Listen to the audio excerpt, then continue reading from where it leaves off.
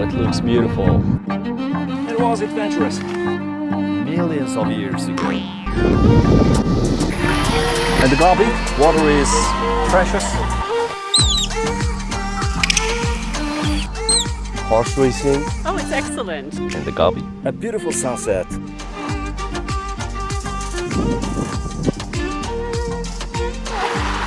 If you can see this cliff.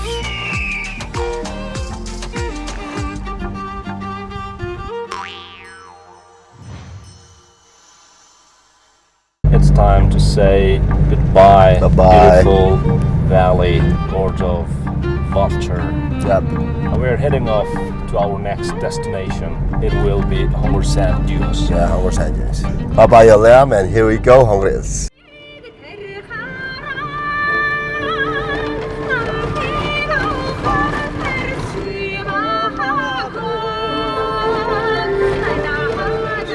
We navigated our way to the Hunger Dunes at night.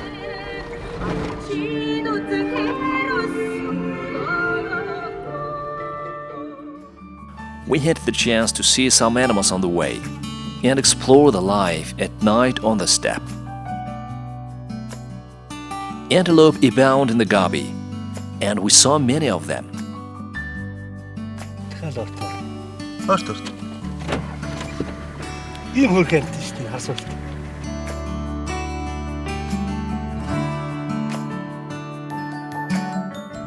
We also came across a hedgehog.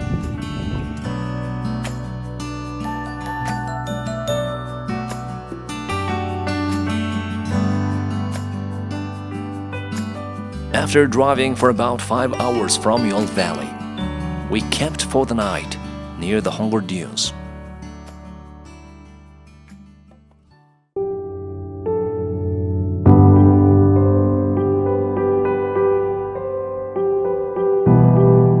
We woke up at sunrise.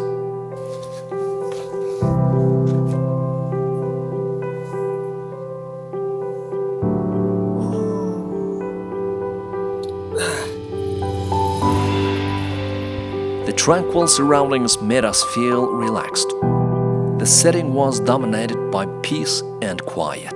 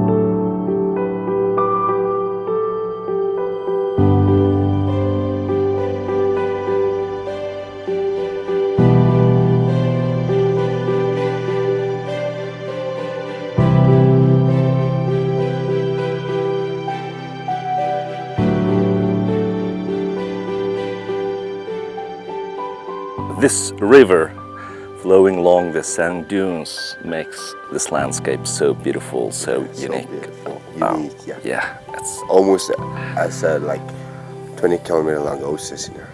Are you ready to climb up the sand dunes? Of course, I'm always ready. It's gonna be a test, but I'm gonna pass it.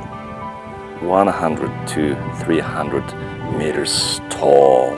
Yeah. The highest point is. Highest point is, Yeah. Especially this part is the highest part, and also it makes sound.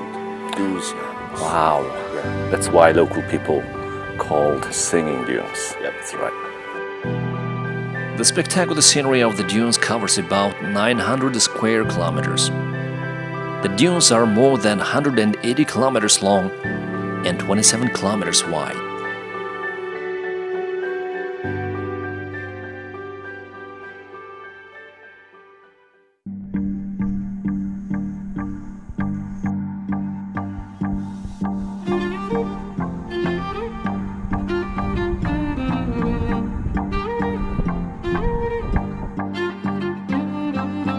Climbing up the dunes was a bit challenging, but we were desperate to reach the top.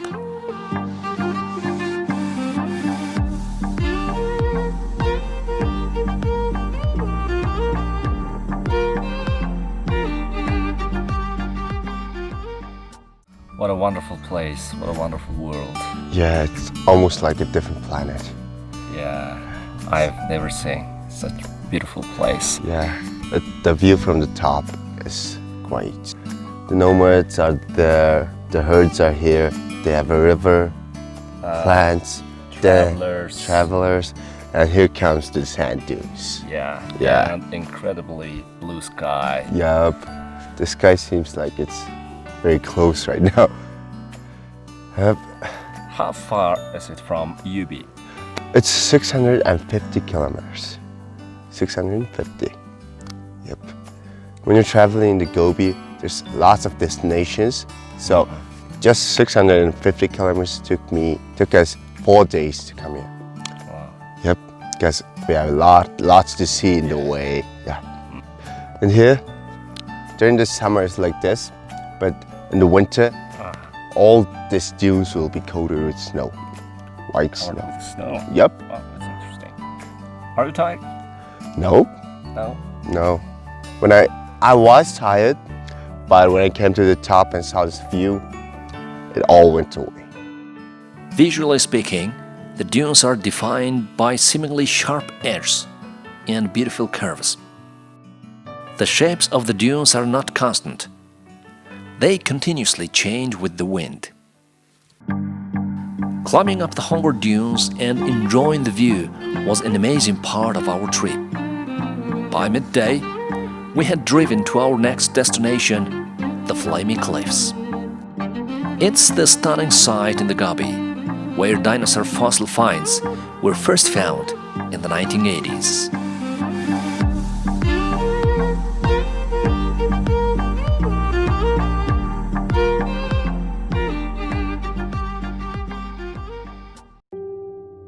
In the afternoon, we arrived at Three Camel Lodge, a luxury expedition camp in the Gobi. The Flaming Cliffs weren't far from the camp. We wanted to see the Flaming Cliffs at sunset, so we hurried over there after taking a shower and having dinner.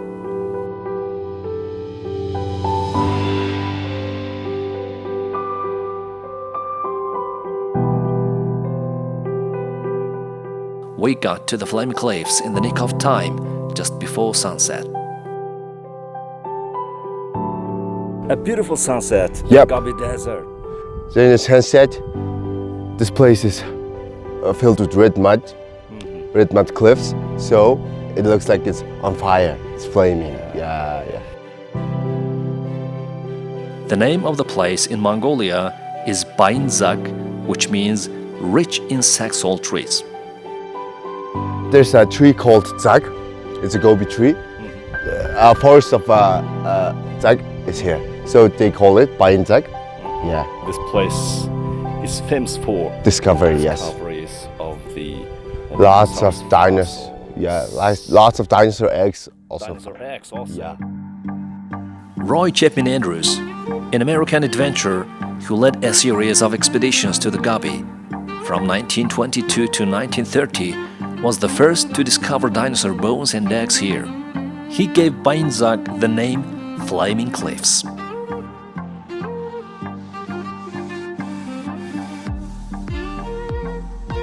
This place is 5 kilometers wide and 8 kilometers long. Gobi has lots of beautiful destinations. The road may be a little hard, sometimes long, but when you're here, it's just worth it. The beauty of the cliffs was awesome, especially at sunset. We were all impressed. Our guide, Baza, expressed his excitement by doing a traditional Mongolian folk dance.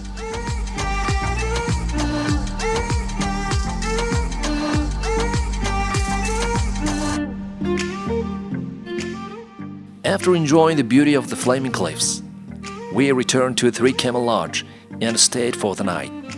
The next morning, we interviewed Mr. Anand, Program Director at Nomadic Expeditions.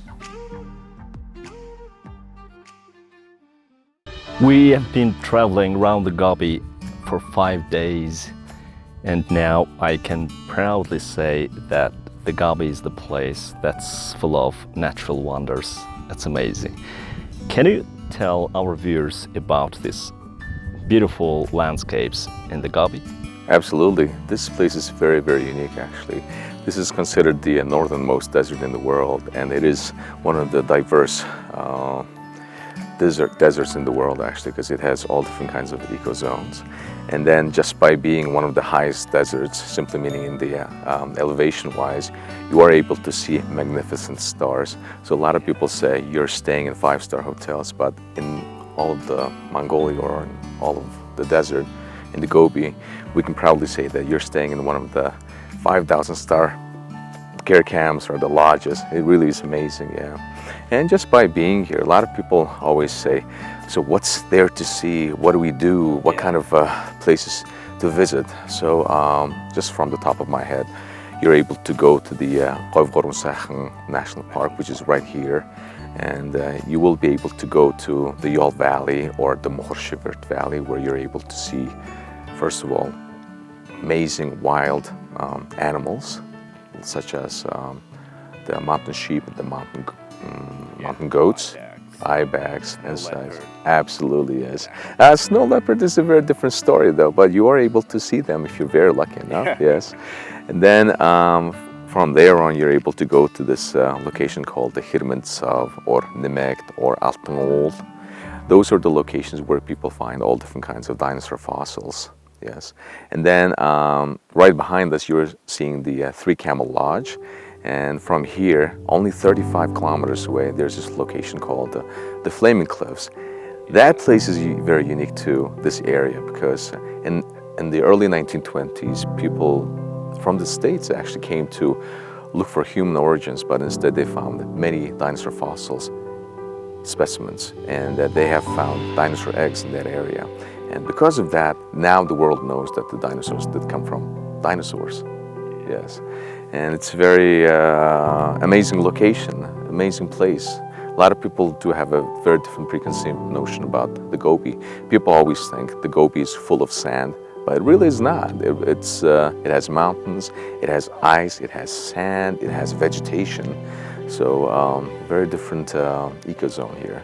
So people do have a very good time exploring the area, and at the same time, just by being here, they do get all different kinds of spiritual energy from this location. So that's what makes it amazing, I would say. Yeah. Three Camel Lodge was a founding member of the National Geographic, yeah, of the world. Yeah, I want to know more about your tourist camp and your services. Absolutely. The Three Camel Lodge, we opened our doors in 2002, and from the beginning we did set our goal quite high because we didn't want to compete with the local gear camps or with the local companies. We wanted to compete with the world, and that was the main goal. So because of that, we are working at a pace, well, we always try to strive for perfection. And because of that, today we are happy to say that just to be, first of all, just to be on the right side, just to be on the eco-friendly side, we have totally eliminated all the plastic consumption, plastic usage, and we have introduced one of our brand bottles actually. So what the people usually do is when they come to the Three Camel Lodge, instead of given plastic bottles, since we give them the actual metal bottle that's BPA free, they can refill the water at their own consumption. At the same time, when people come to the Three Camel Lodge, they know that they're getting the best vegetables that is locally grown, and at the same time they're very happy to know that many people who are working at the Three Camel Lodge, pretty much all of them are locally sourced from the local families. So at the same time, what usually happens is people do get the exposure to the Western world. At the same time, they do understand what the luxury is. They do understand what the Western people want, and at the same time, they do get exposed to different various languages. So, of course, the English language being one of the top spoken language all over the world, people do get high exposure to that language. So that's what makes it very unique. And over the years, we have been working quite a lot with the local community. So that actually is one of our main goals, to improve the livelihoods of the local people who are living around us. So just to name a few things that we've done, in 2018, we actually have sent 10 students from a local village called Hanhongor, because in the Gobi there's one village that has a local music school. So on top of their everyday curriculum, they learn music. So what we do is we do send them, we do bring them to the Three Camel Lodge, and what usually happens is the guests who are staying here, they do learn about the Mongolian music, and at the same time, the children do get exposure to the Western people. And so, as I was saying, in 2018, we did send them to Ankara to the International Children's Music Festival. So they did that. And at the same time, what usually happens is we also work very hard to improve the protection of a local environment, namely the dinosaur fossils that are being here, because they are exposed. And at the same time, the paleontologists, they do go around, they do excavate them, and we work hand in hand. Because of that, we have created the scholarship foundation fund for them, actually. So what usually happens is when they want to learn about the Mongolian paleontology, or if they want to learn about paleontology, the Three Camel Lodge, we do give out scholarship for that student. And in 2018, the fourth Asian dinosaur, what was that, if I remember correctly, the fourth Asian dinosaur convention, when it was held, we hosted that event here at the Three Camel Lodge, so which was quite a big event. Mm-hmm. Well, sounds great. Ecotourism must be your top priority, right? Yes, absolutely. The ecotourism is very important for us because, first of all, people don't understand, or people have a different understanding of ecotourism. People say, okay, let's just recycle. That's it, that's ecotourism. But many different aspects that play into the ecotourism. First of all, of course, you have to recycle, and you have to produce zero to minimal waste.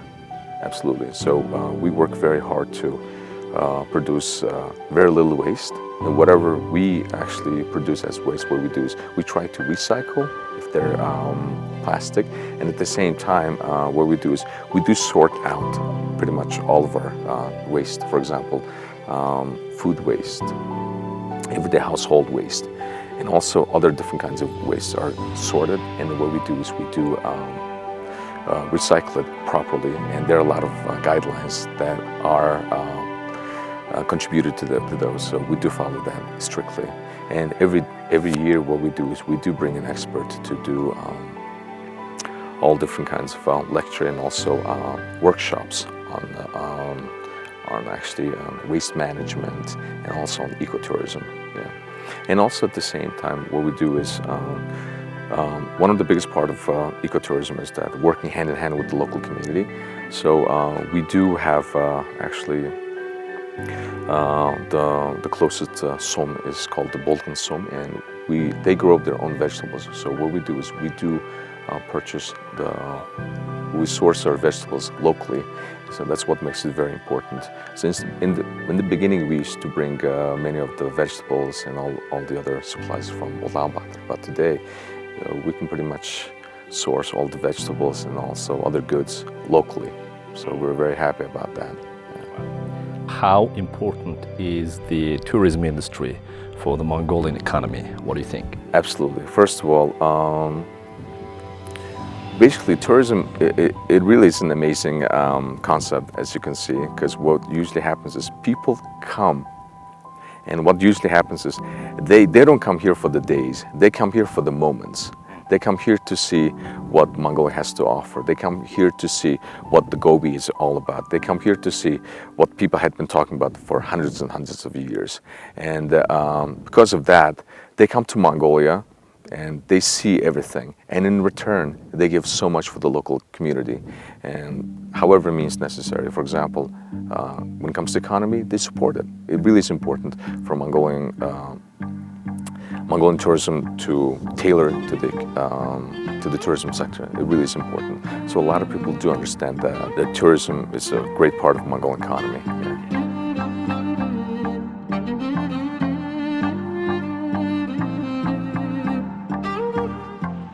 So if you look right over here, we have something very special. Down here we have the femur bone of this dinosaur called the sauropod. Right over here, it's just a small broken piece right over here, but this is the actual dinosaur bone that was discovered right in this very area. It's very unique, and it's quite unique, and I'm just so proud being in this country, being a Mongolian, and just being able to show this off to the world is just mind-boggling. The founder of this Three Camel Lodge, his name is called Jasa Europshurov. He was born and raised in America, but he's Mongolian actually. So he had a great heart for Mongolia. And of course, him being an American, he wasn't able to come to Mongolia during the Soviet times. But when the border was opened, he did come to Mongolia, and he wanted to do something that's different and amazing, something that would promote Mongolia to the world.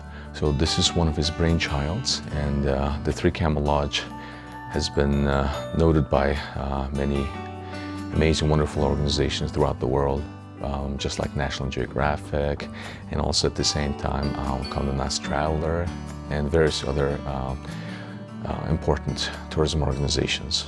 Yeah. And yeah, just if you look right around here, you're able to see many different kinds of rocks and all different kind of materials, but they're all natural. Yeah?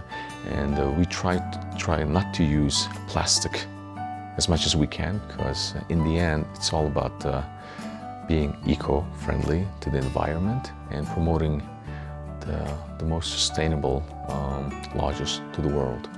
That's what makes it very amazing, I would say. Yeah. If you visit Three Camel Lodge, don't miss out on the chance to see the rock engravings that date back to the Hunnu Empire.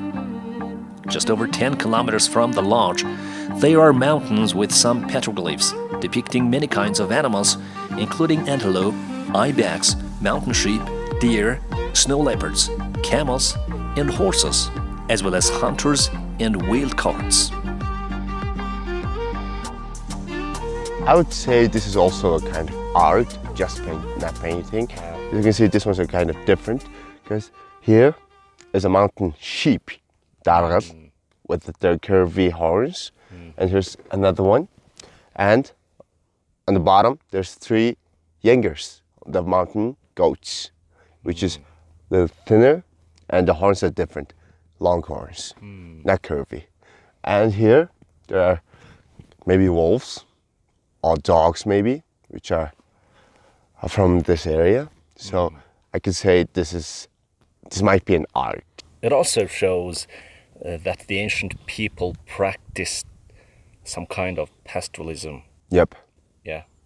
These rock inscriptions date back to the Hunnu Empire. The Hunnu Empire, our ancestors. Yeah, our ancestors, which reigned from 3000 BC and to AD. Yeah, strong nation that in Rome was conquered only once by the Hu in all of history. How much do you know about the Hunnu Empire? I know about the kings, but not much about their history, but I know about their kings, the wars they fought, and how they became king. The most famous king is, of course, Attila. Attila. Yeah. Attila is the only king to ever conquer Rome.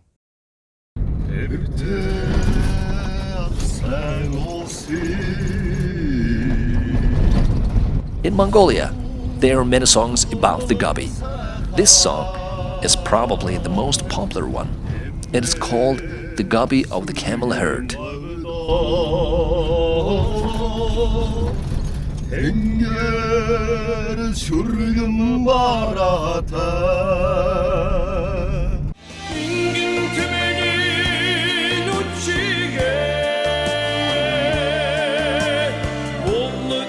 Our 5-day tour of the Gobi is coming to an end. During the trip, we visited amazing places in the Gobi, such as Iqazrincholo, the White Stupa, Yol Valley, the Hunger Dunes, and the Flaming Cliffs. Hafskat Mountains rock engravings was our last stop.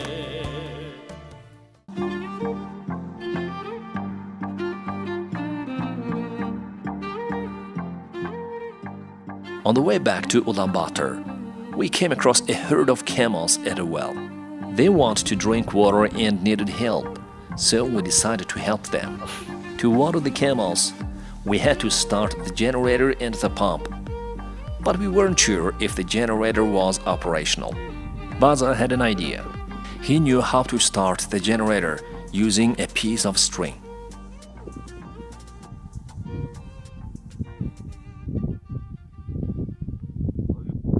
On the first attempt, it didn't work.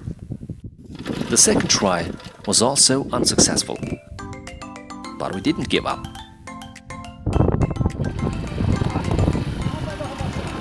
Baza succeeded on his third attempt and got the generator started.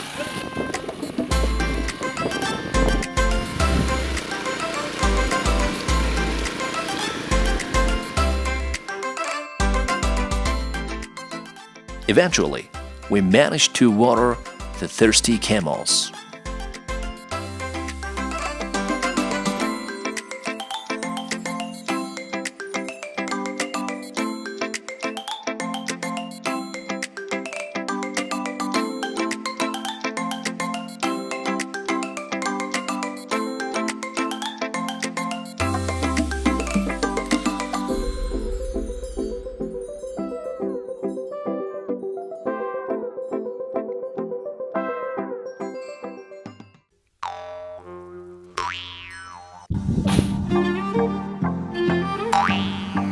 Wow, it looks beautiful.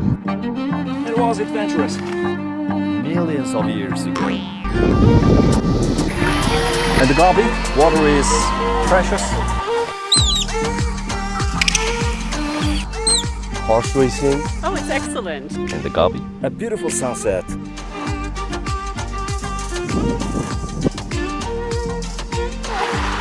If you can see this cliff,